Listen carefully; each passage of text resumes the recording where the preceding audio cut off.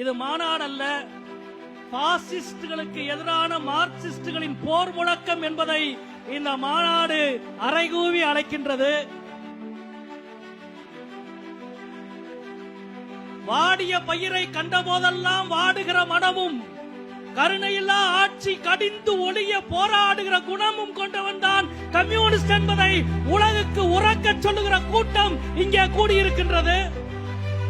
வறண்ட நிலத்தில் பெய்கிற மழை போல வாழ்க்கை செழிக்க மார்க்சியம் மட்டுமே மாமருந்து என்று முழங்குகிற கூட்டம் இங்கே கூடியிருக்கின்றது.